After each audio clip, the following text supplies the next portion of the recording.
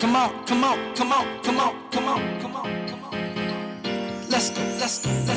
Traffic Avenue, the show for me and you.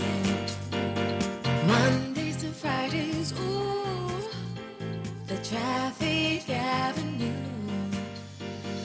Traffic Avenue, the show for me and you. Mondays to Fridays, ooh, the Traffic Avenue. Flex. Buckle up and join the best. Let's see, relieve your stress. So yes, let the music soothe your soul and keep it going just to refresh.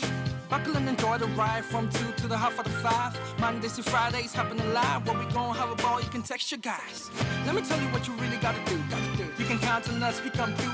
We got everything you need, that's true. Are you ready for the Traffic Avenue? Let me tell you what you really gotta do.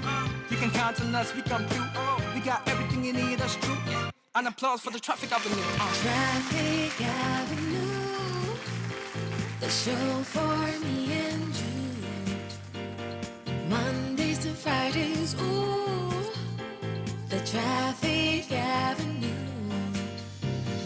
Traffic Avenue, the show for me and you. Mondays to Fridays, ooh, Traffic Avenue, oh yeah. Detailed news, unparalleled coverage.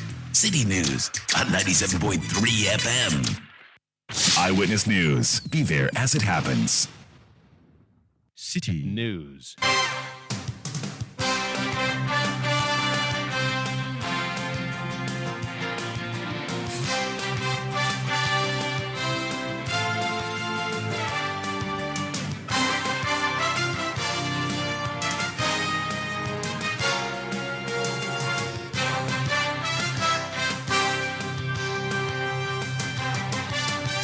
It's 17:30 GMT. This is Eyewitness News on 97.3 Citi FM. I am Umaru Sanda Amadu here tonight with Eno Safo. And coming up over the next 90 minutes.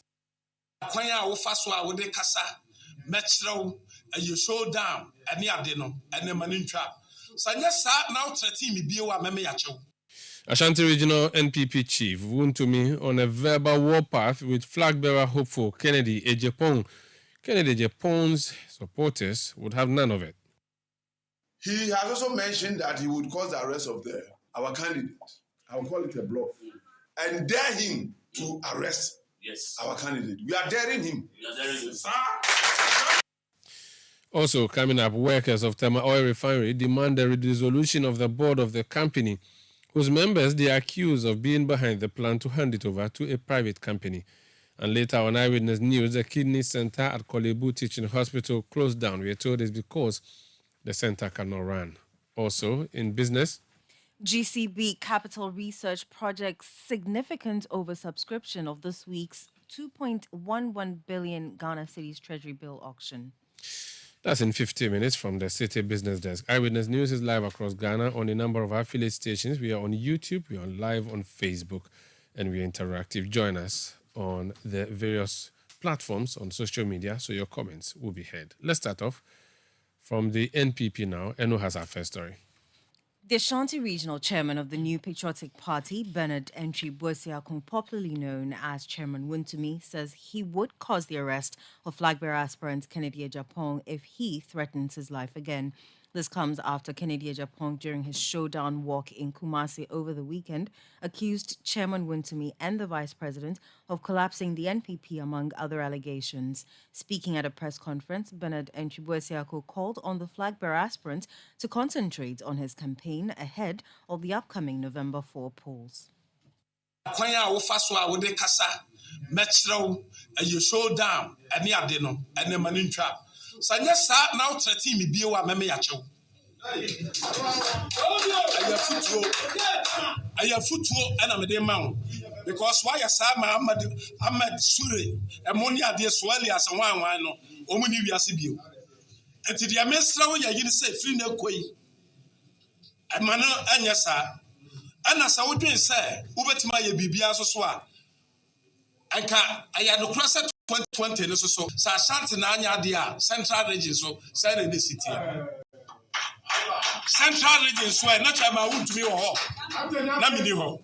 Enti dia mesra won say Kennedy ka dia obetimi aye na ka dia obetimi aye na sa wotimi afiri na ene da ya no aye on the 4th it aka exactly 1 month na ye kwa kwato aba no the demasem uba bewie ewo Ezekiel chapter 18 verse 22 I say Saudi boy ni best safri na kwambone so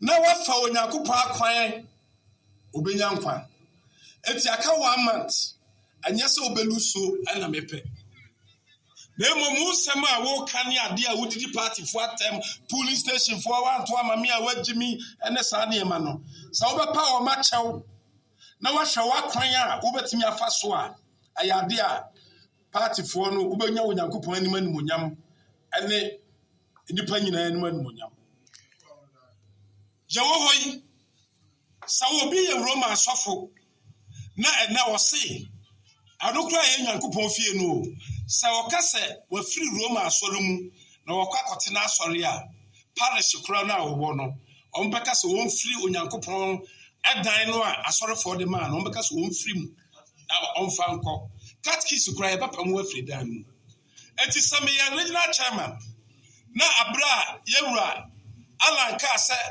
onko bi ono man you see any statement man ka se yentiti obi ayi na emu abra alanka se what resign na oni MPP mu bi oni de e was say kwan bia so se me yaja e was say me ne party for ekasa enti oye osum aye osum na ma me de letter e de ma party for say satisfied no on kan hu bia udi a say ya adwentanta bia ma no omonti ni posters bia free party offices Makasantia.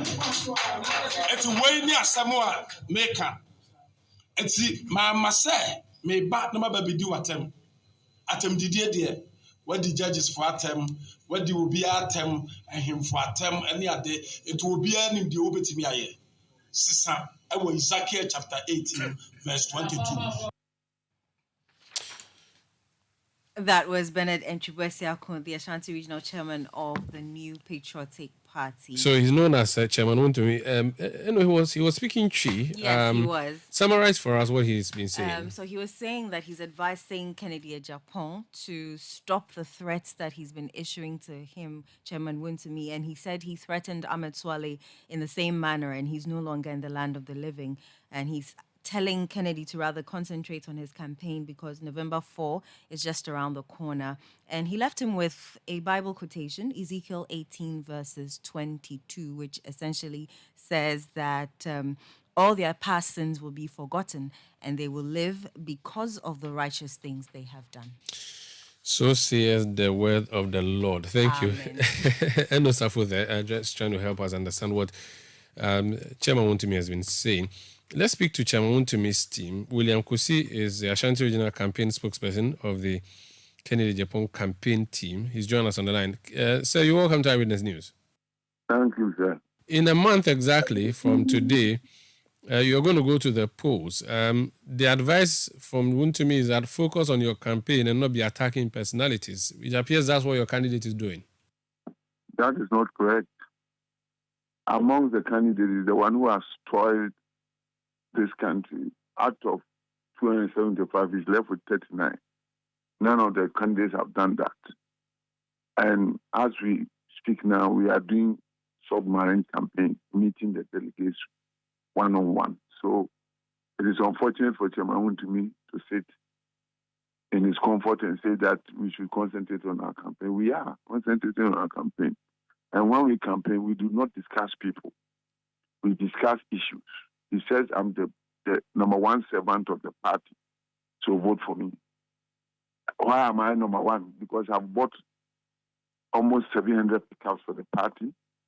I've paid for Congress. I've paid $2 million when we're going for runoff. I bought T-shirts. I paid to get MPP to get the majority in parliament when there was a split parliament. If you put the same issues before the candidate that Untumi supports, he will score 0-0. How many pickups? None. How many Congress has he paid? For none. How many T-shirts? None. So when it comes to leadership of the party, it's about servanthood. And he says, I've served. So he has concentrated on his campaign. You can see that he's not the most popular person. You remember that there was rumors that he should step down and offers were made. This was before Kennedy stood on the stage to make this pronouncement. It was all over. The media interviewed us. It's your man stepping down. They had done their survey and they saw that he was winning. They came to him and said, please, name a price and step down so that our preferred choice can go. He says no. So Chairman, to me, seems not to know what is going on. If he does, then he's being disingenuous. But he's aware that Kennedy speaks to his campaign. On the Kumasi platform, he spoke about his plans for Ashanti region, mentioned Lake Bosumtwe and other places, and the kind of ideas he has towards building Ashanti. He also mentioned magazine as using that as a technology hub for the building of cars. And so it's quite unfortunate that Chairman Untumi believed that his campaign is only attacking personality. He was reactionary. He reacted to what Untumi is using his TV and radio station for, and what others have been saying, including the vice president, who goes about making tribal and religious comments. That's what he said. And it's factual. I have tapes of the vice president claiming that he was made a vice president mainly because he was a Muslim and was addressing a Muslim community, asking them to vote for him because he's a Muslim. He goes to the north and says that they can't disrespect Northerners. That's why they are always running mate. And that as a vice president, he has no fixed schedule. And that the president decides on what he should do. So in Chi, we call it boy. Therefore, they should vote for him so that he can exercise that authority to support his people. So we have concentrated on the issues. And this is one of the issues. When your opponent is doing that, you have the right to mention it. Because if we want to do politics alongside religion, Christians are 72%. And if we preach that they should not vote for a Muslim, we have an advantage. Your candidate, you say, has been focused on campaign, but I've seen a video in which he's threatening Wuntumi, to which threat Wuntumi responded to say that the last time he threatened someone, it was Ahmed Swale, he has since died, and advising him not to do that. Clearly, he cannot be a man who is targeting the issues when he's talking about personalities. I don't know which one you called threat. If you could quote him, he said Wuntumi is a small boy. And that's not a threat. And when he dares, you know what happened on the 26th of August? When the most elite of the party went for a contest. People behaved like ignorant people, beat people, as if they were living in the jungle. And there was no intervention. That is what he's addressing, that there's no dare. Again, there are issues. Unless we don't understand what issues are. The issues are clean and fair election. It's an issue to address. Wuntumi says that Kennedy Japan threatened Ahmed Swale and Ahmed Swale died. Is it not interesting? Because the vice president whom he is campaigning for is the chairman of the police council. And the police report to him when they arrest, when they investigate. If Ahmed Swale is dead and we want somebody to answer, we should first go to the vice president to ask him who killed Ahmed Swale. You can't ask Kennedy Japan because as a member of parliament, he has no responsibility towards the state to find out who killed Ahmed Swale. Those who quietly commit crime, they don't talk. You see, and we had a press conference, I asked this rhetoric question. Does it mean that when Udumi was litigating with Ochema Boaji and Ochema Boaji died, it was Udumi who killed him? It is childish to make that kind of argument. So, yes, we know that the Japan document, page 21, it is written, and I quote, Hold on. Which document are you quoting? Japan. What is that?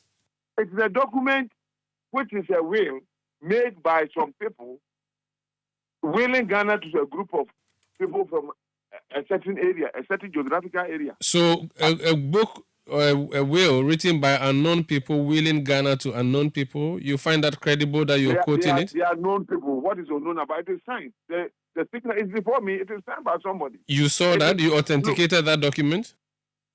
Well, how do you authenticate a document? By telling me who authored it and when the person told you they authored it.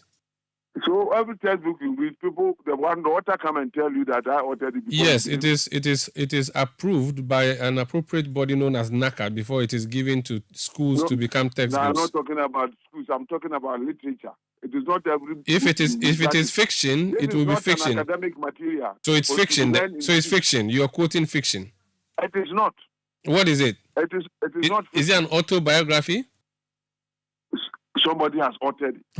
Who is this somebody? Who is this somebody? No, it's very relevant. Actually, no. Hold on. Mr. Kuzi, hold on a second. Yes. You can't quote a document whose author you cannot name and which books, whose authenticity you cannot say to me and say that is not relevant, and yet you are willing to quote from that book? How relevant is the document? How credible is the document? I don't know how credible it is, but I think it's very credible. Oh, you just think, you don't know? Yes. Look, let me tell you. No, you can't tell me. Just tell me this. You don't know how credible it is. But it is credible. How do you know it's credible? Because I have schooled. I know logic. I read English language and I understand. So anything you read in the English language is credible? No. So you don't get me. I don't get you because what you have said has no. When I pick a document, if you listen to me. Hold on. You see, your NPP manifesto is a document. Yes. It has been signed. Yes. It's been endorsed by the party. It's a document. Yes. The 1992 Constitution is a document. It's been signed. Yes. We've all approved it. This document you're quoting, who authored it? When was it authenticated? Where? Yes. Signed by who? The Daily Graphic is a document. You yes. read it every day, don't you? It's published by a recognized institution which has been given the appropriate license to publish every day. That is why if someone is to be sued, if the Daily Graphic writes anything against you and you want to sue, you know who to sue. This document you talk about, who can you sue if there was something said in there that you don't like? Who can I sue? I don't need to sue anybody. Then it's a faulty document. Then it's fiction. So it's a Kwekwanansi story. Probably that's your opinion. But when you take a Kwekwanansi story and 1/3 of the document has been done, implemented, if you have learned logic, you can flow from that. No problem. See how authentic the document is? No problem. So we are not going to rely on a document that you are just extrapolating from. To the extent that it is not. Hold on, Mr. Kuzi. To the extent you cannot deny the fact. Mr. Kuzi. Because it is implemented. Mr. Kuzi. Of the document has been implemented. Mr. William Kuzi. Some of them are ongoing. Mr. William Kuzi, if you could kindly listen to me. To the extent that you cannot vouch for the credibility of this document, I would encourage you not to refer to it. We can move on and do the discussions that we are doing, so that we talk about your candidate whom you're supporting. He's in an open fight with a regional chairman of no less a region than Ashanti region, which is the heartbeat of the New Patriotic Party. How do you really expect him to be able to run a party if he became flag bearer when he is fighting the party leadership? He is not fighting the party leadership. I don't know what your understanding of fighting is. I did not learn fighting to mean when you comment on factual things going on in your party and you understand it as a fight. It's unfortunate. It is not a fight. We are contesting within a party, and some certain events are going on against some candidates. And this is not far-fetched. Somebody has resigned because of state conduct, and you call it a fight. Unless you don't want to face the facts, he, as a candidate who is seeking to be elected, he has a right to comment on things that are done wrong. And that's not a fight. And that is what Ghanaians will vote for. Your candidate appears to have distanced himself from his own statements, comments. I'm looking at a message he has issued in a statement in which he says that, yes, he had a meeting, but it was a private meeting. It was a meeting, I'm reading paragraph 2.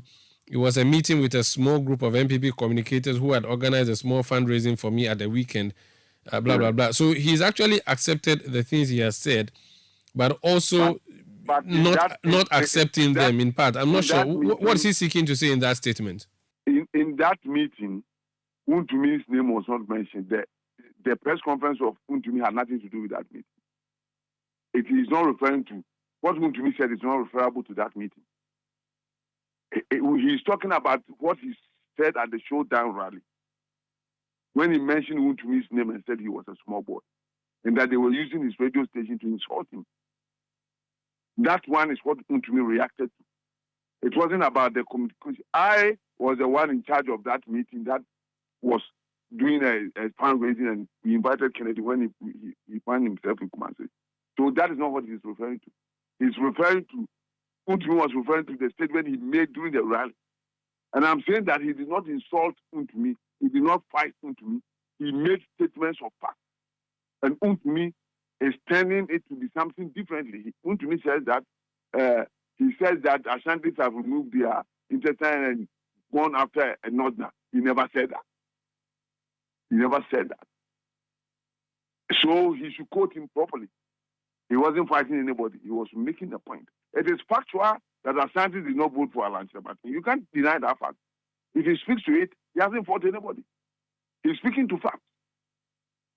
And so you cannot deny that fact. And what Kennedy has done is to bring to the attention of the party, both grassroots and top, that there are certain things going on in the party which is not acceptable, and that they should watch it. Because at the end of the day, when they conduct the election, somebody has to concede defeat. Even if somebody wins, another has to concede defeat before they work together as a people. And so if he has issues, he should bring it up. Mr. Akusi, and that is the way it goes.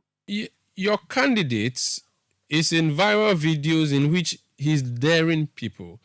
It's something he used to do in the past. But now that he wants to be flag bearer, is he going to continually be daring people to, if they don't do A, he will do B? Is he going to continue to be threatening people? You first use the word dare, now you're using threat. Well, he dares people and threatens them in the event. He dares them, he doesn't threaten them. He dares them. And as long as the system is not right, he will dare people. As long as they decide to plan to skew the election towards one person, this is commonsensical. When election is being conducted, there should be a fair play. This is common sense. And if it is not done, he will continue to dare people. But if they do what is needful and fair, he will not dare anybody. So if the elections were being skewed, like you're claiming, he was second in an election which he found to be unfairly conducted, then why is he celebrating his second position in that election and actually hoping to win the next one? Because he's not ready to chicken out of the contest. What he has to do as a wise man is to fight the system so that things will be done right. Very well. A wise man does not fight and run away. He stays in there, fight the system, and ensure that there's fairness. And that is why we all support him. Somebody who is courageous, who will not allow people to take Ghana's money and squander. He is the one we want. We have lived in this system for quite too long. Nothing is going on in this country. We need somebody who is a disciplinarian, somebody who will speak the truth, not a gentleman, not one in quote who is a gentleman, who doesn't dare people, who doesn't speak. That's not what Ghana wants. If you are thoughtful of your children and your descendants, you should look for somebody who protects the public purse, somebody who invests right, who creates jobs for the youth. That is the most important thing. We seem to be concentrating on something that is not relevant for the development of this country. Okay. If you're a gentleman and you squander the state's money, would that bring employment to people? We are looking at very important things that will grow this country. And that is Kennedy Gabon. Let's leave it here. Thank you so much for speaking to us. That's William Kusi. He's Ashanti Regional Campaign spokesperson for the Kennedy Japan campaign team. And talking about Kennedy Japan, there's a video circulating in which he's alleged to be, one of the various allegations against him and one of the attacks on him, that he's been attacking his own party. He has issued a statement in response to that. Eno, please read that statement for us. Attention all media houses, misrepresentation of comments in viral video. My attention has been drawn to a video on social media which has since gone viral, where I am heard saying that the NPP was looting the country as if there was no tomorrow. I wish to state that this is a complete and unfortunate misrepresentation of the actual content and focus of my message at that private event in Kumasi. It was a meeting with a small group of NPP communicators who had organized a small fundraising for me at the weekend. At the event, I lamented the fact that our communicators were letting the party down and that every government would have its fair share of corruption cases, especially in 8 years. But because of one or two bad cases which the authorities were handling and in a transparent manner as it should be, we have, sadly, allowed the ruthless opposition propaganda machinery, the mass media and the social media to create the deadly impression that NPP was looting as if there was no tomorrow, including allegations of stashing funds abroad. I wish to stress the point that the offending video was culled from a private meeting with some communicators in Kumasi, Ashanti region, over the weekend and edited to purposefully create disaffection towards me, Ken Ohene-Japon, and to bring the Akufo-Addo government into disrepute. Indeed, I told the gathering not to be fooled by the lies against our government and party. I also expressed my anger and unhappiness about the way we were allowing ourselves to be unfairly bashed in the media, especially social media, as if we were worse than the NDC, which is certainly not the case. I am fully aware of the commitment shown by President Akufo-Addo in deeds and institutional reforms in combating the canker of corruption in Ghana and the challenges that entail. I remain a committed member of our great party and hope to lead us in our quest to break the 8 as together we face John Mahama and the NDC for the showdown on December 7, 2024. So that's Kennedy Japan issuing that statement, in which statement he is explaining or clarifying, I'm not sure what exactly, but distancing himself from some comments and also accepting some of the comments that he was supposed to have been made in a video that has gone viral. This is Eyewitness News on 97.3 Citi FM. We'll return with more. Please stay with us. Eyewitness News. Be there as it happens. You know, Papa, see that? And it's rickety car. Hey, Papa! Papa! Bobo, so how your engine now? It is half man, half amazing. Thanks to Quartz and you can feel better energy. Can't touch this. Actually, guys, so Sancho's engine just died like that? Yes, so somebody managed to convince him that there is a better engine oil than Quartz, and he switched. Sancho Panzapa. Now, which engine oil can be better than Quartz? No other, my guy. Quartz with its age-resistant technology, it keeps your engine younger for longer. Now you know. Have you guys seen the new bottle design? It's superb. Quartz 9000 from Total Energies there improves fuel efficiency. Why do you think Mr. Mane and Logoso have taken the Quartz Nation movement World Cup like that? Sorry, Chairman Omani. Chairman. Quartz. Keep your engine younger for longer. Technology is shaping the workforce of the future. Are you job market ready? Looking for a career change or want to get into the tech space? The place to start is with ALX. ALX, an Africa Leadership Group initiative in partnership with the MasterCard Foundation, is developing a talent pool within the technology sector. ALX offers courses in software engineering, AWS cloud computing, data analytics, and Salesforce administration. This is an opportunity to learn in-demand skills in a changing job market. ALX provides added value in training programs, mentorships, and networking. Apply now and get started on your dream career. Visit www.alxafrica.com to register before the deadline of 12 September 2023. Let your voice be heard on Eyewitness News on Facebook at facebook.com/City97.3, Twitter at twitter.com/City973, and Instagram at instagram.com/City973 with the hashtag Eyewitness News.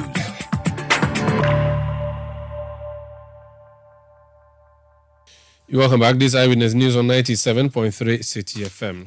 Let's move to some other story. The Speaker of Parliament, Alban Bagbin, has called on the African Parliament and its leaders to prioritize building and maintaining the trust of their citizens in order to prevent military coups and instability in the region. He made this statement while addressing delegates at the 65th Commonwealth Parliamentary Conference in Accra. Our experimentation of parliamentary democracy is now a full-blown feature of our governance architecture. This year, we celebrate 30 years of stable parliamentary democracy. Ours is a stable democracy in a sub-region that has in recent times developed a notoriety for reversing and backsliding on its democratic journey.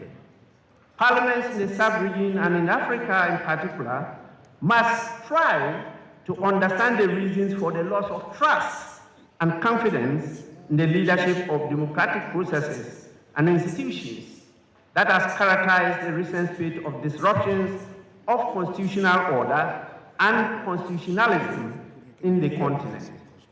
But it's important for us to note that these disruptions are always tackled by the civilian regimes themselves. They are those who go against the dictates of their own constitution and the mandate of the people and invite others to take over.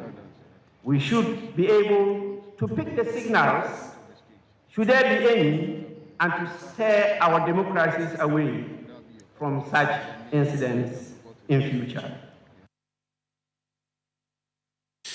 That's Alban Bagbin, the Speaker of Ghana's Parliament.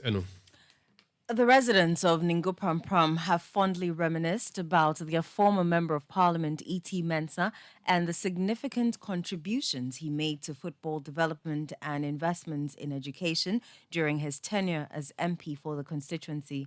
The former Ningo Pram Pram MP passed away in South Africa last Sunday after a brief illness. In an interview with Citi News, community members expressed their profound sadness, saying his death represents a major loss for the constituency.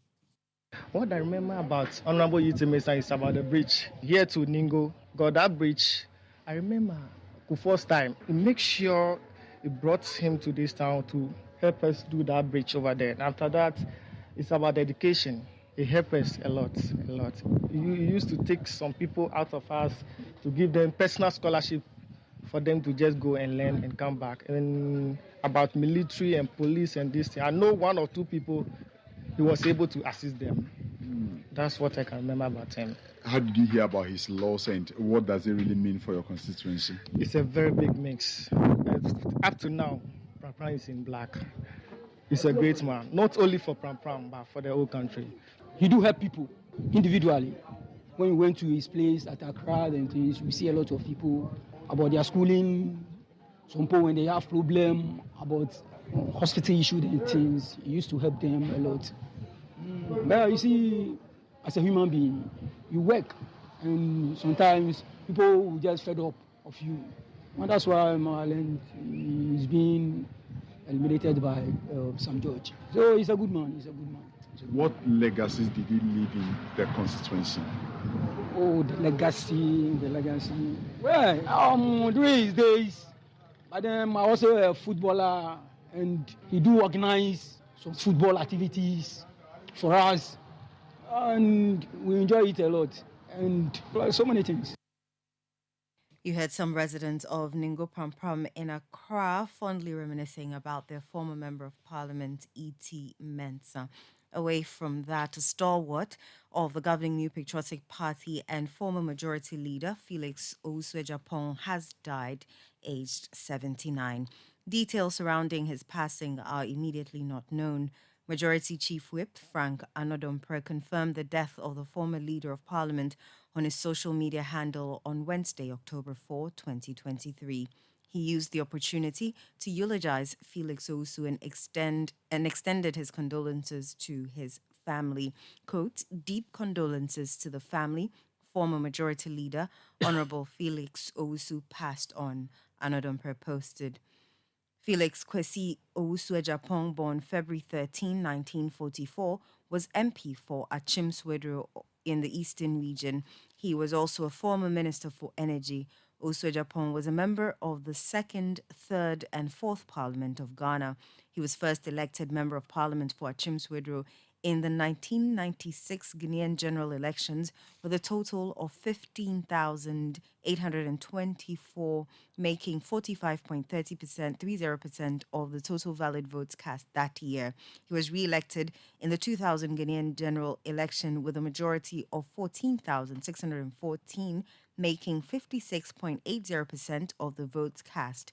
In February 2001, he was appointed Minister for Transport and Communications, and in April 2003, Minister for Parliamentary Affairs. In the 2004 general elections, he was elected again as Member of Parliament with a majority vote of 21,048, making 66.94% of the total votes polled that year. In 2007, he resigned his ministerial position to make an unsuccessful bid for the presidential nomination of the NPP. He did not contest his parliamentary constituency at the 2008 general elections, and Joseph Ampomabo-Sompem won it for the NPP with a majority of 8,469 votes. In June 2008, he was appointed Minister of Energy, holding the post until the end of John Agyekum Kufuor's government in January 2009. So that's a summary of the biography of the late Felix Owusu-Ejapong. Recall, he was a Majority Leader, Minister for Parliamentary Affairs in the Kufuor government between 2001 to 2009. This Eyewitness News on 97.3 Citi FM. Let's talk about the Tema Oil Refinery now. The board of directors there are incompetent, according to the General Transport, Petroleum and Chemical Workers Union, which is demanding their removal. Bernard Owusu is the national chairman of the General Transport, Petroleum and Chemical Workers Union. You're welcome to Eyewitness News, sir. Good evening for your cherished listeners. What do you know about your board that we don't know? First of all, the board of the Oil Refinery has exhibited some sort of incompetent attitude that we have been complaining for the past 18 months, and it seems like authorities are not adhering to our call. When you say incompetent attitudes, clarify that for me, please. Well, if I say incompetent, it means that a board that has been instituted for almost 2 years, they've not been able to, first of all, get a very genuine partner to take over the affairs of the refinery to ensure that the refinery runs smooth. You heard some few months or some few days ago, electricity at the refinery was shut down. The place is in a mess as we speak. The mess being what? The mess being that we are supposed to be running the refinery efficiently by policies and guidance from the board and management. But as we speak now, the refinery is in limbo. The company had announced that there's going to be a private company that's going to be brought in to run TOR on a temporary basis. What is the status of that arrangement, and what do you make of that arrangement? My brother, we from the General Transport, Petroleum and Chemical Workers Union, we have chanced upon a report, and the report has clearly stated that these company called Parenco Asset Management lacks the capacity, lacks the technical know-how to run the affairs of the refinery.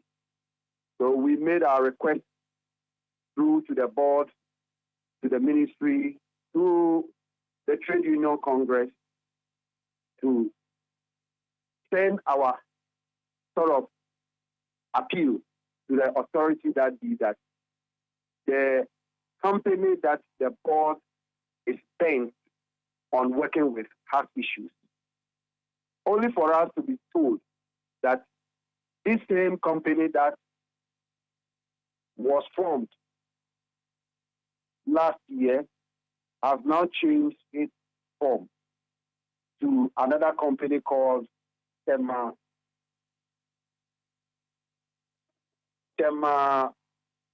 Energy Processing Limited. And it has float shares. And out of that, the refinery workers have been given some part of the shares of 20%.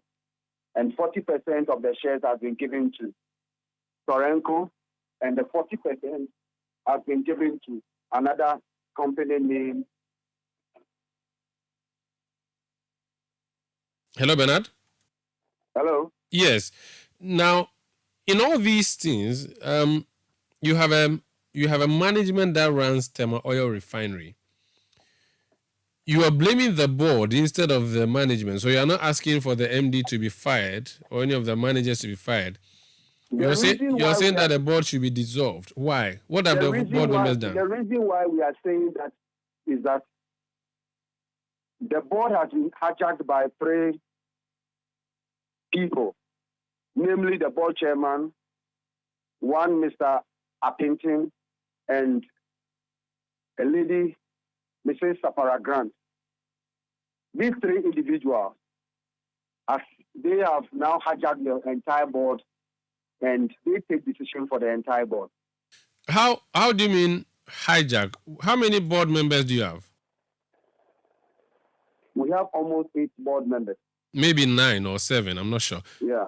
So you're saying that 3 people control everybody else? Yes. How so? What are they using? What's their power?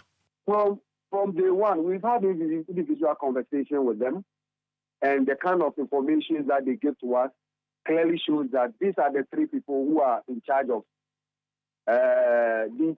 What do you call the board? And if I say so, the reason being that we had a meeting at the Trade Union Congress, and we were told that we are going to meet the entire board, only for us to go there and meet these 3 individuals. And these 3 individuals told us that they are in charge of making sure that this Torenco deal goes through. And from day one, these individuals have been pestering us to accept whatever Toronto is offering. If it was a big deal for the other board members, they would have complained about it, wouldn't they? Come again? If the other board members did not agree with the board decisions, they would have complained about it unless they were voted out. My brother, we are saying that we know what we are saying. We know what we are talking about. And I can't sit on such a big platform and just see what I'm saying. It is true. And from day one, these 3 individuals have been doing everything. As workers, what options are there for you? Because this deal, we are told, ought to have come through already, and all the processes are in place. As workers, what can you do? If I'll be surprised if they say all the processes they've gone through. I'll be very surprised because we were dealing with Torenco, and all of a sudden, a company has now sprung up. And Omar, something is baffling my mind, and I want to ask you, if maybe you can be of help or Ghanaian can help us. If you are a company and you are looking for contracts with another company, and you've not even been given the nod, you go about floating shares to the same staff that you are going to work with. Is that what's happening? That is exactly what has happened. Because the Tema Energy Processing Limited has float shares, and the share 20% of the shares have been given to some surrogate of Torenco at the refinery. If I say surrogate, I mean people that are propagating the agenda of Torenco at the refinery. Let's leave it here. Thank you. Thank you. Let's leave it here for now. Bernard Owusu is National Chairman of the General Transport, Petroleum and Chemical Workers Union, talking about the situation at the Tema Oil Refinery. This Eyewitness News on 97.3 Citi FM. Eyewitness News. Be there as it happens. Hello? My guy, tonight, what's up? What be the agenda? Bro, we enter town. We go pick level for 1957 bar. Then we go pre-game for Usu. After we fit enter streets, hit Alibar, then jam for some other side. But not necessarily in that order. Last, we will take the last show enter club. More options in order. You know, see, but today be you the bill. Oh, you don't get problem. As I get Express Pay. With all your wallets and cards in one place on Express Pay, you get to chill and casa with no worries. Send money, pay bills, and transact effortlessly. Our 247 customer care is always available to assist you. Download Express Pay and enjoy life with the option of all options. Yeah, Charlie, so many vibes and I want to father, my sanaba. My mini papa and you're not for more fear more acquaintum. Trebiania, so a maniscaco fear and fancy that near fear for a bit for jealousy no parking. A bear man Sujai Casa. Thanks to Sukasa, how hard to your nature. Sukasa see a damn brony friend affordable luxury homes, or more 2, 3, 4 bedrooms, where you're fully gated or grants and communities, or more malls, clubhouse, and all social amenities, plus 24-hour security. Almost our flexible payments, and yeah, I know my dear Dal Casa. Plus 100% guaranteed cashback. Yes, 100% guaranteed cashback. No quick one-answer stories. Contact Sukasa right now through phone calls or WhatsApp on 030-296-0865 and 055-369-7886. Charlie social media so more, baby. You can find them on Facebook, Instagram, LinkedIn, and YouTube at Sukasa GH. Email Susie at info@sukasa.com.gh. Sukasa, building on trust.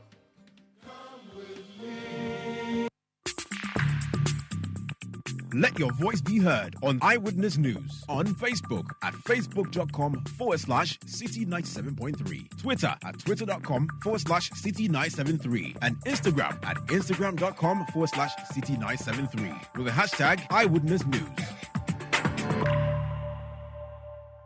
You're welcome back. The National Democratic Congress branch in the Greater Accra region says it is hopeful of snatching 5 more seats from the 14 constituencies currently occupied by NPP MPs. The regional chairman, Emmanuel Ni Ashimo, says the party has mapped out strategies to achieve that. Speaking to Citi News, Ni Ashimo urged party faithful in the region to support the agenda. Out of the 14, I can tell you in authority, out of the 14, we are taking 5, and not just taking, increase the number as well. That one I can rest assure you. Based on strategies, I wouldn't mention the constituency, but under my leadership as a regional chairman, we've tagged an agenda 25 seats, and it shall come to pass. And these are the seats that we announce before the EC, with the attempt to announce the results from those constituencies. We are adding 5 to the existing 20, making the agenda 2025, the 25 seat coming to fruition. I can rest assure you that either I will stand here or I stand at Prof. Laster House or the Independence Square and prove to you that what I've said has come to pass. Greater Accra Regional Chairman of the National Democratic Congress, Emmanuel Ni Ashimo.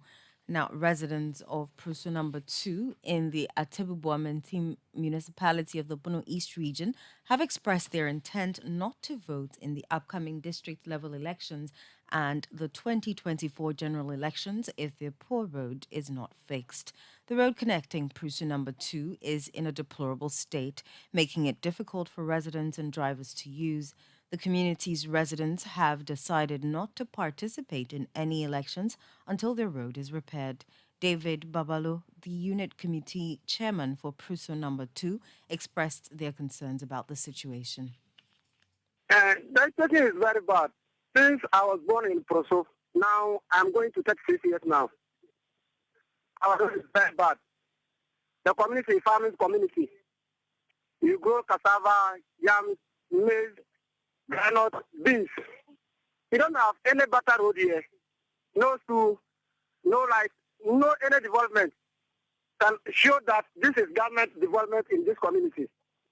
So if we are not getting any development in this community, 2024, even in this assembly election, we don't want any ballot box in our community.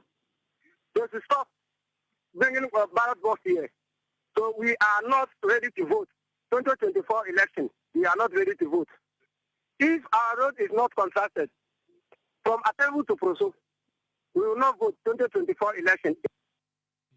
That was the unit committee chairman for Pruso number 2 in the Atebu municipality of the Bono East region, David Babalo.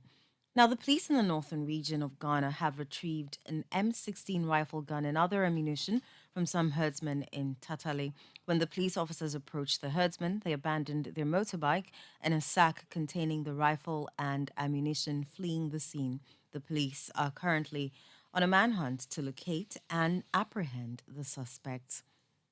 The Member of Parliament for Bolibamboy in the Savannah region, Yusuf Sulemana, has reiterated calls on the Ministry of Roads and Highways to properly fix the broken-down Doli Bridge. The bridge, which was washed away by floods a few weeks ago, was fixed by the ministry but has collapsed again. The bridge links the Upper West region to the southern part of Ghana. An accident involving an articulated truck on the reconstructed Doli Bridge has rendered it immotorable. In an interview with City News, the MP said the ministry has been informed of the development.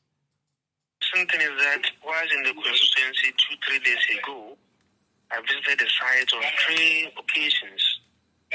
And at one of the occasions, I called on the Ministry of Roads and Highways to come and have a second look at the bridge, because the middle part of it had sunk down, making it highly impossible for vehicles to run over. And so when the vehicles get there, you have to slow. And once they slow and are unable to pick up to climb the hill, then they will have to go back. Yusuf Sulemana is the Member of Parliament for Bolibamboy in the Savannah region. The Kolebu Teaching Hospital has been in the news the past week or so. It has to do with the renal department or the kidney center at the Kolebu Teaching Hospital. Well, there were a number of issues. The prices had been increased. The prices have since been reduced according to management. We're also hearing that the center has been shut down because of the absence of reagents that are used for the procedure. Today, the Parliamentary Select Committee on Health went to the Kolebu Teaching Hospital to understand what exactly is the situation. The group was led by the chairman of the Health Committee, who is also MP for Efidiasi Asokore, the Honorable Dr. Ayu Efriye. He's joined us on the line. Doc, you're welcome to Eyewitness News. Yeah, thank you very much. And good evening to you and your listeners. Good evening to you too. As a committee, you went to the teaching hospital. What did you find at the renal unit? It's basically the leadership led by myself and Rankin. We've had a meeting for the past 2-3 hours. I with the management of Kolebu and those who manages the dialysis center, those who manage the dialysis center. It was fruitful. The dialysis center now is, they are working. I realized that Hello, Doc? At the current. Hello? Can you hear me? Doc, I'm losing you, yeah. They have peculiar issues. They cannot operate at the current cost. They cannot operate at the current cost. And also, public cannot pay for a sudden increase of over probably 100%. We don't expect them to charge any new cost because it will not come to Parliament. We told them. They need to come to Parliament prepared with the contract of the same provider. They have a PPP arrangement for the provider who is doing placement. Placements are averagely quite expensive. You pay consumable. And the system is a closed one. Have a choice to bring in from anywhere to them. So their hands are tied up. Scale of the 35 euro kit by the supplier goes automatically to almost about 455 to almost 500 Ghana cedis. That is even above the cost of care. And then you have several other things or consumables that they costed and took us through. That's it. On 80 cents.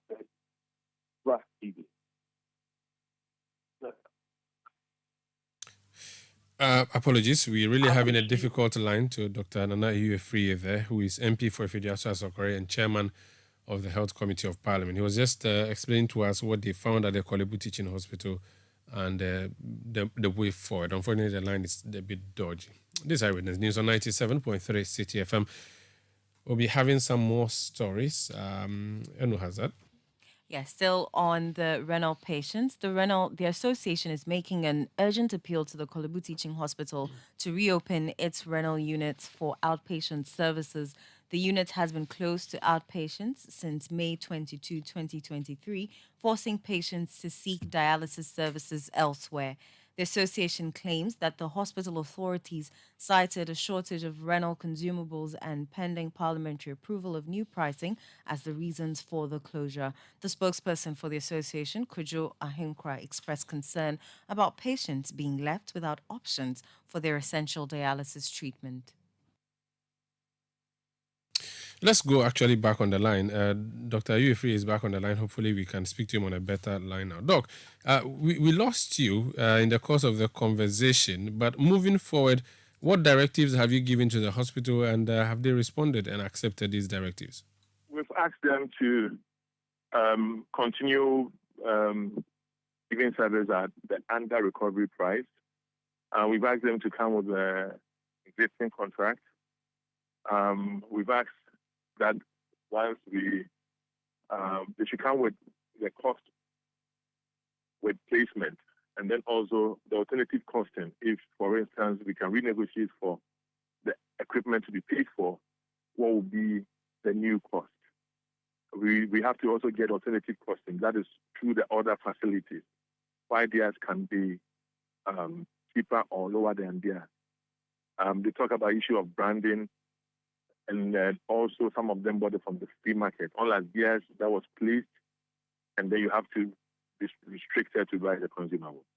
So they will bring all these documents, and then in attendance, we would invite the minister, we will invite the NHIA, and then we need to come to a point where nobody is worse off. But the good thing is that First Sky continuously subsidized care for about 260 people on the dialysis machine. They will be left with about 50 patients who are being sponsored by companies and some of them privately because they see roughly about 300 patients. And they do dialysis of about 2,000 sessions in a year.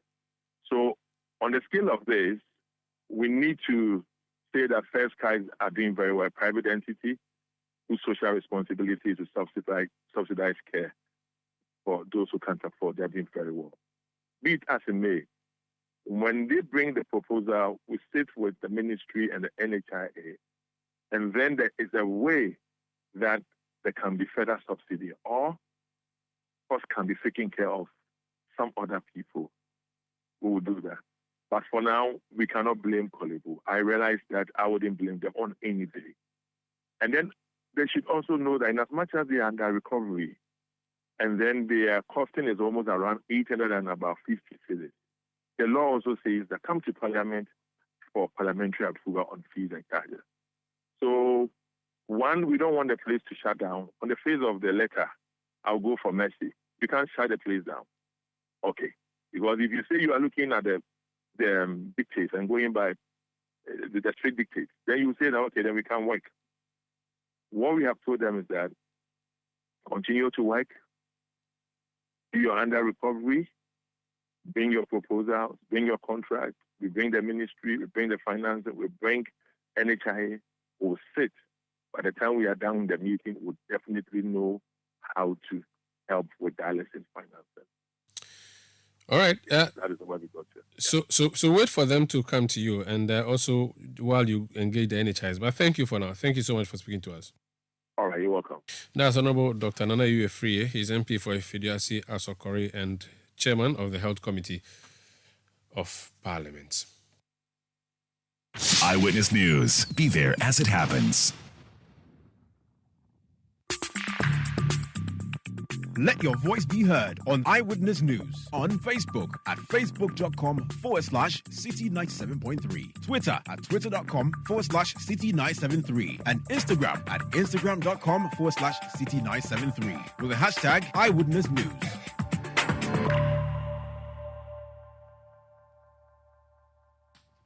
Time now for City Business News on Eyewitness News, powered by citybusinessnews.com.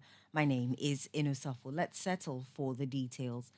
Analysts at GCB Capital Research have indicated that the October 6, 2023 Treasury bills auction could witness significant oversubscription due to its relatively smaller size. The T-bill auction is targeted to raise 2.11 billion Ghana cedis. Here's more.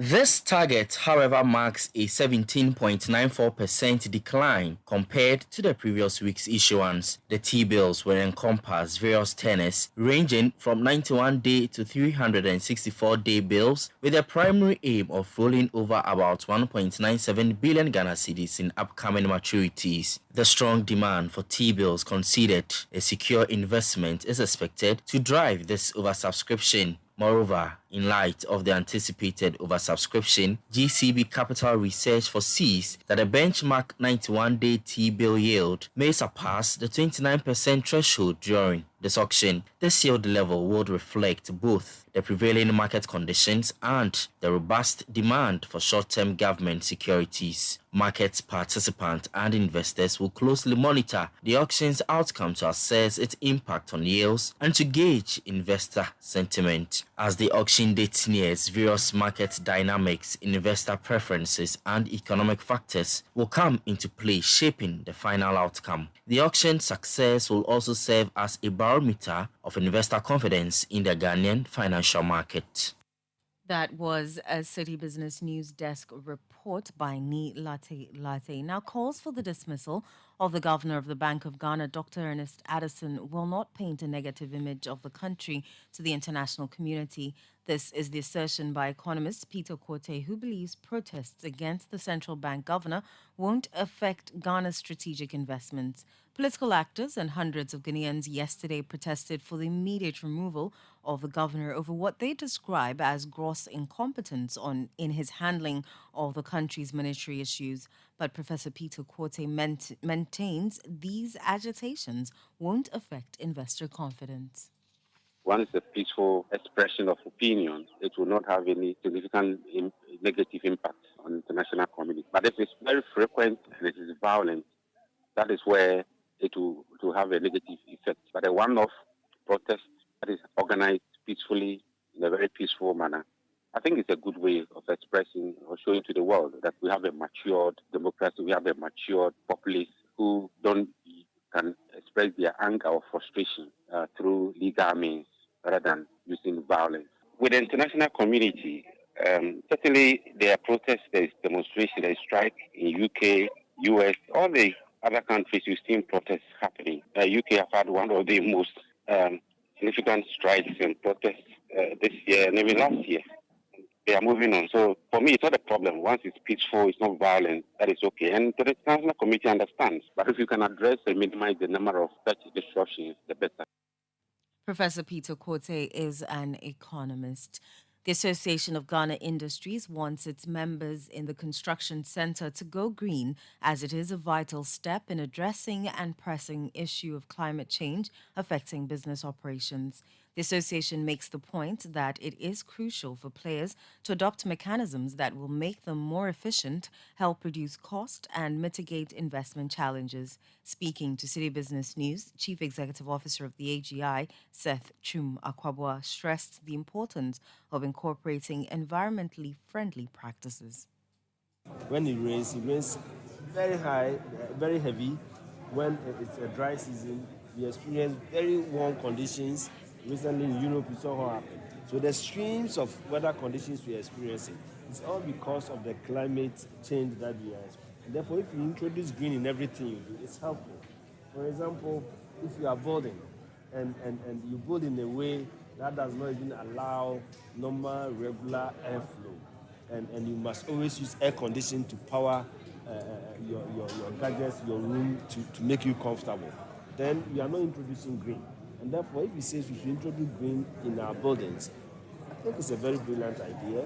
Make sure that you live as naturally as possible and then get a bit of the energy to facilitate what you do so that we become efficient in everything in our homes as well. So, and for AGI, we have members in the construction industry, and it's something we will encourage. We need to know the methods of doing some of these things. We need to have the expertise in doing it, such that we don't become uncomfortable, but rather achieve better comfort.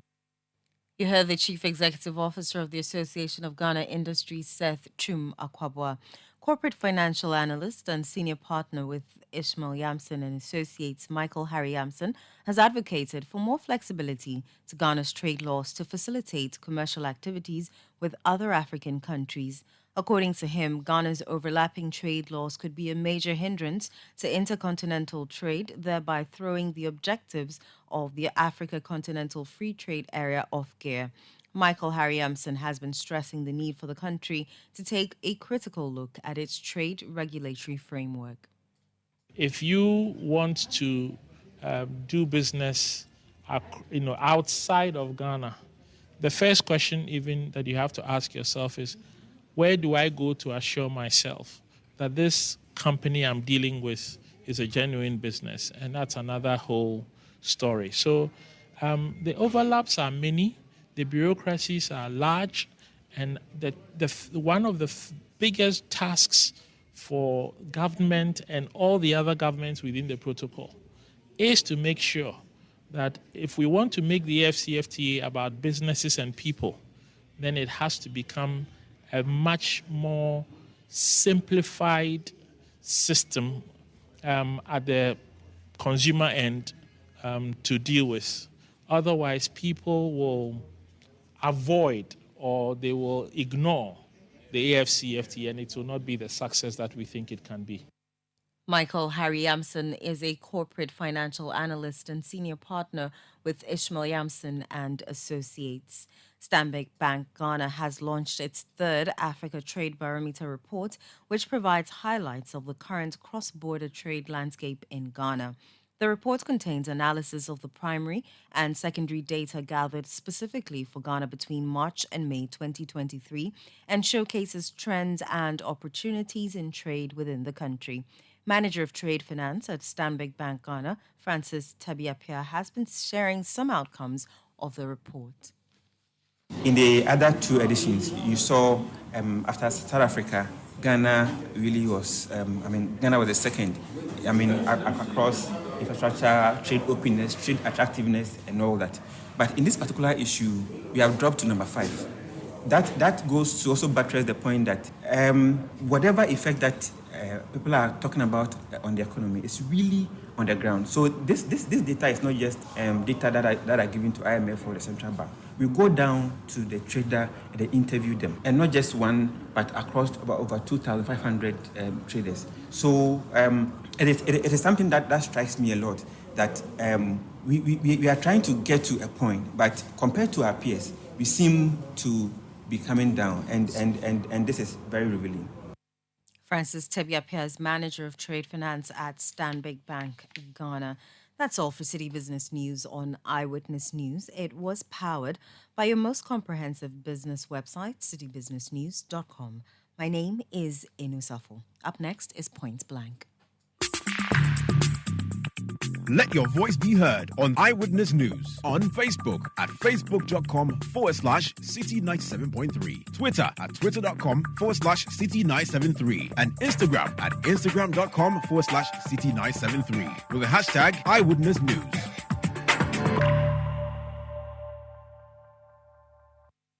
Hello, please, am I speaking to Miss Joanna Kuma? Yes, please. My name is Philip and I'm calling from MTN. Someone has just sent you money and we will need you to enter your PIN number so that we can put the money in your account. Hey, oh, Dada, MTN will never ask you for your PIN. Never reveal your PIN to anyone under any circumstances. And if you are not sure, always check the number. MTN will only call you with a dedicated number, 0244 300,000. Stay safe, stay vigilant.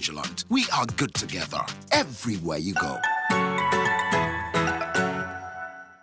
You know your Papa see that? And it's rickety car. Hey, Papa! Bobo, so how your engine now? It is half man, half amazing. Thanks to Quartz and you. Can't feel better energy. Can't touch this. Actually, guys, so Sancho's engine just died like that. Yes, so somebody managed to convince him that there is a better engine oil than Quartz. And he switched. Sancho Panza. Now, which engine oil can be better than Quartz? No other, my guy. Quartz with its age-resistant technology, it keeps your engine younger for longer. Now you know. Have you guys seen the new bottle design? It's superb. Quartz 9000 from Total Energies there improves fuel efficiency. Why do you think Mr. Mane and Logoso have taken the Quartz Nation movement World Cup like that? Sorry, Chairman. Quartz. Keep your engine younger for longer. Eyewitness News. Be there as it happens.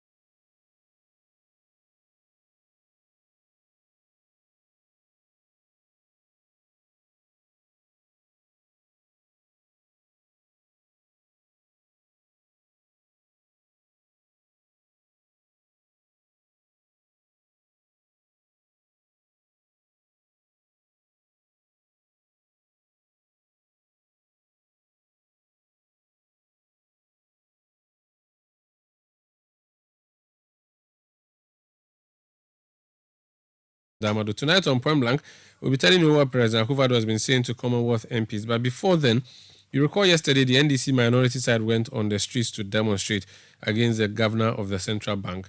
Now, he has responded to them. There's a story on citynewsroom.com which says, I won't resign. NDC demo completely unnecessary. Ernest Addison. The story reads, the governor of the Bank of Ghana, Dr. Ernest Addison, has dismissed calls by the opposition National Democratic Congress, NDC, and the minority caucus in Parliament for him to resign.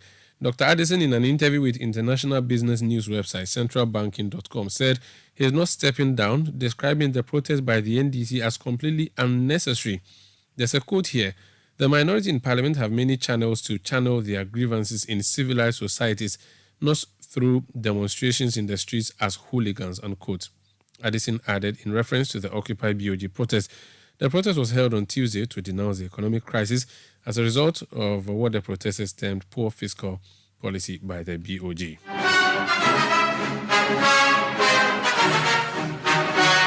We can now listen to the president of Ghana, Nana Addo Dankwa Akufo-Addo. He spoke at the 66th Commonwealth Parliamentary Conference in Accra, which brought together more than 600 participants from various Commonwealth countries. Let's listen to the president. It is a great honor for me to deliver this address at the 66th Commonwealth Parliamentary Conference. And I'm delighted that Ghana, after several decades of dedicated membership of the Commonwealth, indeed, the first post-colonial sub-Saharan nation so to become, is hosting this conference for the first time. The impressive attendance of delegates to the conference is a demonstration of the commitment of the Commonwealth Parliamentary Association to unite efforts towards a common objective. To those of you coming from beyond our shores, especially members of the parliaments of the Commonwealth, I extend a hearty akwaba, a word of welcome. enjoy your stay amongst a people justifiably famed for their hospitality. It's always good to be in the midst of parliamentarians. As some of you may know, I spent some 12 memorable years as a member of Ghana's parliament, representing a Buakwa constituency in the eastern region of the country on 2 successive occasions, and the Buakwa South constituency, carved out of a Buakwa constituency on the 3rd. Some of the most interesting times of my political life were in the Chamber of Parliament. And dare I say, that is where, with the help of colleagues like the current Speaker of Parliament and the President of the Commonwealth Parliamentary Association, the Right Honourable Albin Bagman, whom I came to meet on the other side in the House in 1997, and the Honourable Oseche Mensah Bonsu, the Majority Leader and Minister for Parliamentary Affairs, with whom I entered Parliament on the same side at the same time. We did some of the work with long-lasting effects on our society. Admittedly, this conference is being held at a time when the world is confronted with a myriad of grave issues, including environmental, financial, and security ones, which are having negative impacts on lives and livelihoods, especially for those of us in developing countries. Surmounting these challenges requires collective and concerted efforts, whilst upholding the democratic and human rights principles that validate our common existence as a commonwealth of nations.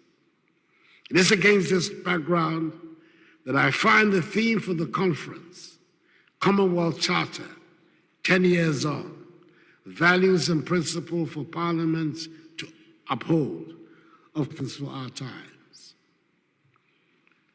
Honourable members, the Commonwealth Charter binds the Commonwealth together and directs the actions of member states through our shared values and principles, which the Charter embodies. The Charter states the commitment of member states to building free, just, and democratic societies, as well as to the advancement of peace, security, and economic development towards improving the quality of lives of the peoples within the Commonwealth. The Charter, as you're all aware, projects the values of good governance, the rule of law, protection of fundamental human rights and freedoms, promotion of international peace and security, as well as protection of the environment. And undoubtedly, these values and principles are fundamental to building just, inclusive, and prosperous societies for all. We therefore have the onerous responsibilities as members of the Commonwealth to translate these principles into tangible and measurable outcomes to guarantee human security. The legislature in particular, as the fulcrum of democracy, has a responsibility to represent and promote the interests of the citizenry. This forum, thus, presents us with a unique opportunity to reflect on the progress made in upholding the values and principles projected in the Commonwealth Charter since its adoption a decade ago. Indeed, the challenges we face today in our democratic journey do not just put to test our commitment to the principles of the Commonwealth Charter, but also call into question the effective application of these principles in responding to the needs and aspirations of citizens. As once noted by my fellow Ghanaian, Kofi Annan of blessed memory, our illustrious former Secretary General of the United Nations, who said, and I quote, "Without good governance, without the rule of law, predictable administration, legitimate power, and responsive regulation. No amount of charity will put us on the path of prosperity, unquote.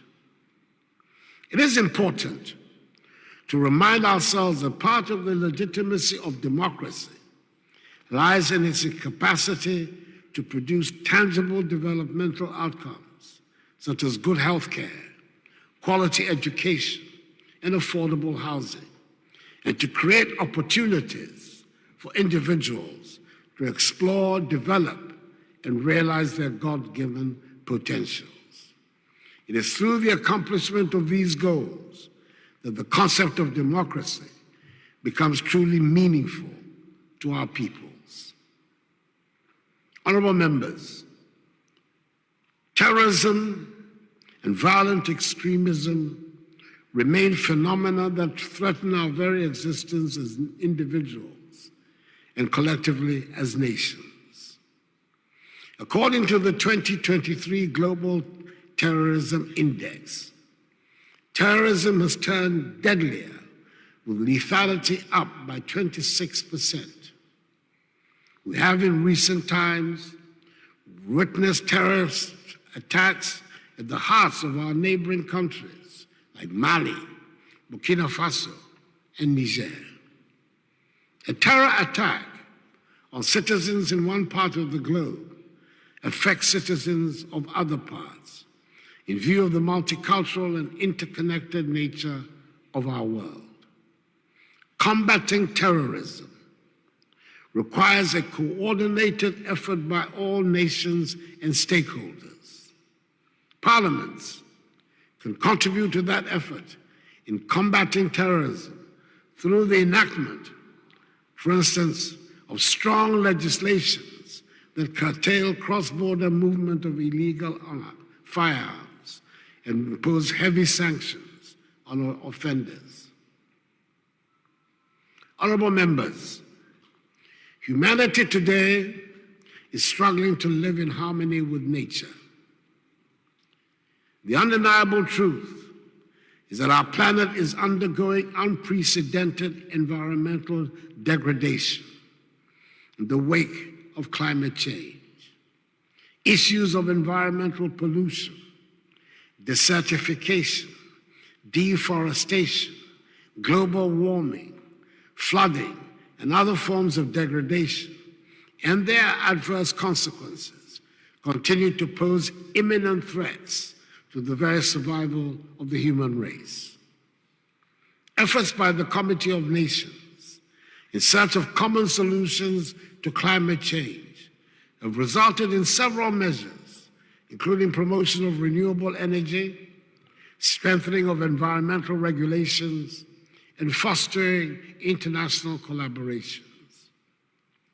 Global advocacy towards transition from fossil fuels to renewable energy resources such as solar, wind, hydroelectric, and nuclear power has been phenomenal. The clarion call is for member countries to invest in renewable energy infrastructure, provide incentives for clean energy production, and set renewable energy targets to reduce carbon emissions and combat climate change, and also make our economies competitive. There's also the call to strengthen environmental regulations. Your distinct roles as members of parliaments of the Commonwealth will require you to enact requisite legislations and provide for the enforcement of robust environmental regulations to protect natural resources, reduce pollution, and promote sustainable practices. These regulations can cover areas like air and water quality, waste management, afforestation, and wildlife conservation to ensure a healthier and more sustainable environment. Overcoming climate change and other interconnected matters would not be possible without international cooperation. Knowledge sharing on appropriate technology and best practices amongst countries in support of various initiatives will strengthen global efforts for sustainable future environment. These measures along with continuous innovation, education, and public awareness, can contribute significantly to the preservation and protection of our environment. Protecting the environment is not an option. It is an ethical imperative which requires a profound shift in our collective mindset and behavior. We must act swiftly, decisively, and inclusively, leaving no one behind in our pursuit of a sustainable and harmonious world that will cater for today and for posterity. There are two other unwelcome developments, honorable members, in the region and in the world we cannot ignore on an occasion such as this. The first is the Russian invasion of Ukraine, which is a flagrant violation of international law and an attack on the sovereignty of a member state of the United Nations. The overwhelming majority of member states of the General Assembly have consistently condemned it. We must continue to stand firm in our condemnation of all kinds of hegemonic acts, especially of those that seek to subject the will of smaller nations to those of their bigger and stronger neighbors. The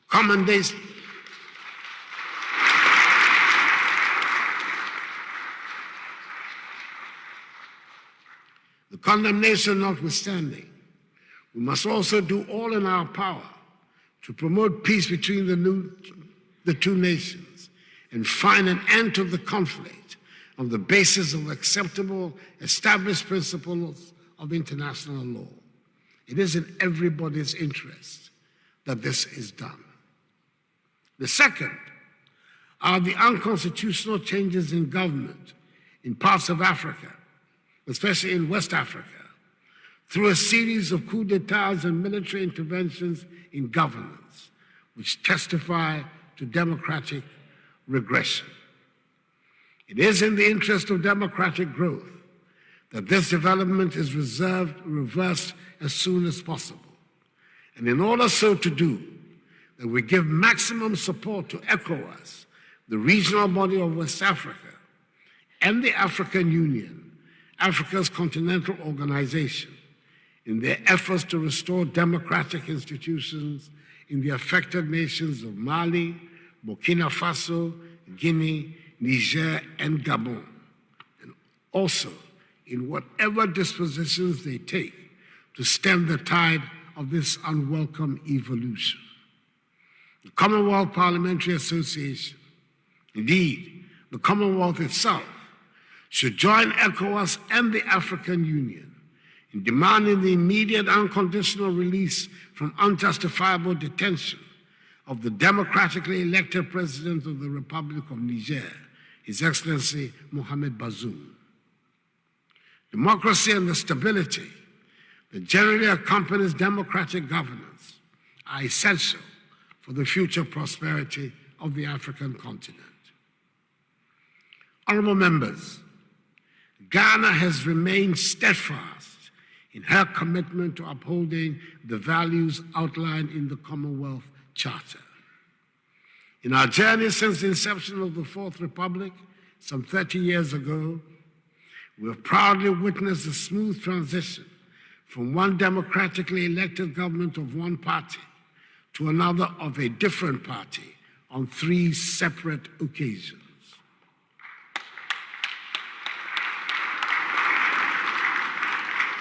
We've also enacted laws aimed at aligning with the core principles of the Commonwealth. However, there's still much work ahead. It is our noble duty to ensure the preservation of a framework of government that secures for ourselves and our prosperity, quote, the blessings of liberty, equality of opportunity, and prosperity, unquote, as stated in the preamble of the Constitution of the Fourth Republic of Ghana. We aspire to build a peaceful, democratic country with a resilient economy, and to foster a polity where human rights are upheld in a governance system which rests on the twin pillars of the separations of powers and the promotion of the rule of law, and where every individual's existence is safeguarded. These are central features of the national vision of building a Ghana beyond aid, where economic freedom and a spirit of enterprise drive the development of a self-reliant Ghana, which no longer depends on foreign aid or charity for its existence, but depends rather on the intelligent management of her considerable resources to achieve her prosperity and progress.